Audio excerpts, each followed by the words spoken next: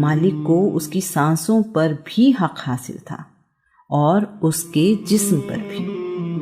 اس کے بعد ہبل ان کے لیے سب سے بڑا خدا ہو گیا۔ اس زمانے میں شہر، ملک اور بر اعظم آج کے معنی میں نہیں تھے۔ عنوان: ہمیں کیسے پتہ چلا؟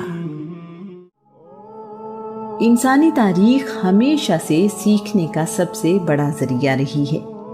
پہلے تاریخ لوگوں کی یادداشت کے ذریعے سے آنے والے دور تک پہنچتی رہی اور نسل در نسل آگے چلتی رہی۔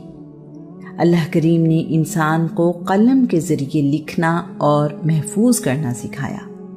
کہیں انسان نے درختوں کی چھال پر لکھا تو کہیں پتھر کو اس مقصد کے لیے تراشا، کہیں کپڑے پر لکھا جانے لگا تو کہیں کھال پر۔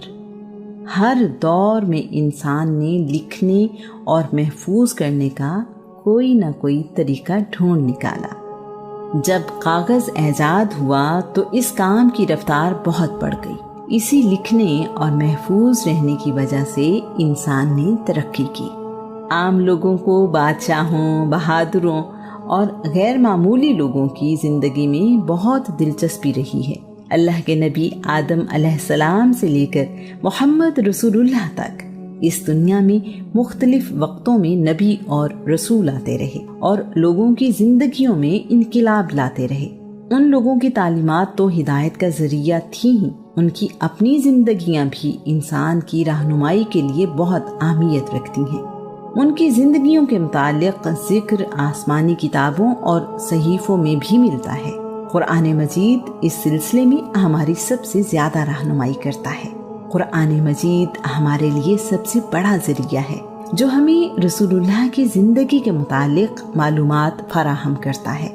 اس کے بعد رسول اللہ کی زندگی کے بارے میں آپ کے ساتھیوں نے بتایا اور ہم تک یہ معلومات پہنچائیں۔ اس زمانے کی تاریخ کے بارے میں ہمیں بہت کچھ حدیثوں کی کتابوں سے ملتا ہے۔ اس دور کے بہت سے مخطوطے یعنی مینیوسکرپٹ بھی ملتے ہیں۔ رسول اللہ کی زندگی کی بہت سی باتیں کسی نہ کسی طرح لکھی ہوئی محفوظ ہیں۔ اس کے علاوہ رسول اللہ کی زندگی، جسے آج ہم سیرت رسول کہتے ہیں، رسول اللہ کے دور کے بہت ہی قریب کتابوں کی شکل میں محفوظ ملتی ہے۔ ابن اسحاق اس سلسلے میں بہت اہمیت رکھتے ہیں۔ رسول اللہ کے دور میں موجود کم و بیش 1,20,000 صحابہ نے کم از کم ایک بات اپنے بعد آنے والے لوگوں کی رہنمائی کے لیے بتائی ہے۔ کسی فرد واحد کے بارے میں اتنی معلومات اسی زمانے میں رہنے والوں کی زبانی اس طرح کہیں محفوظ نہیں ملتی۔ رسول اللہ کے بعد بھی ایسی تفصیل کسی اور شخصیت کے بارے میں ہمیں نہیں ملتی۔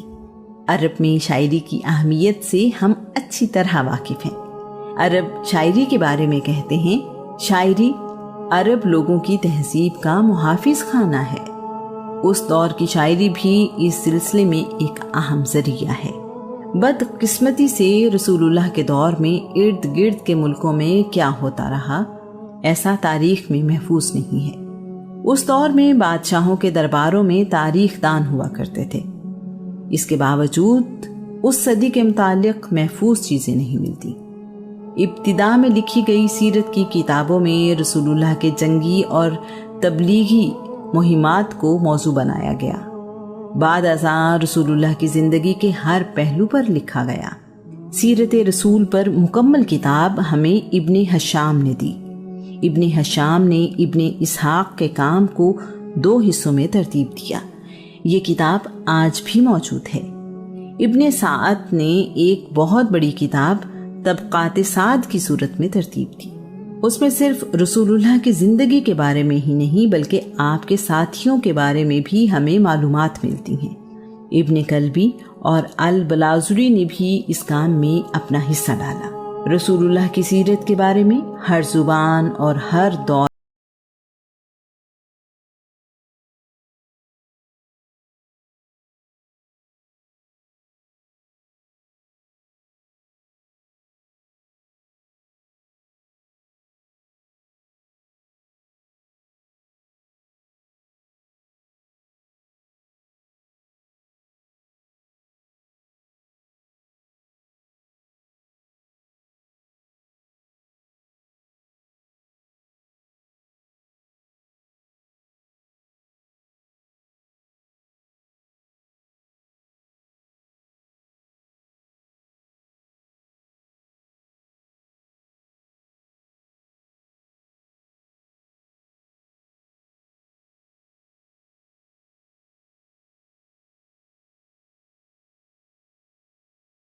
انقلاب لائی.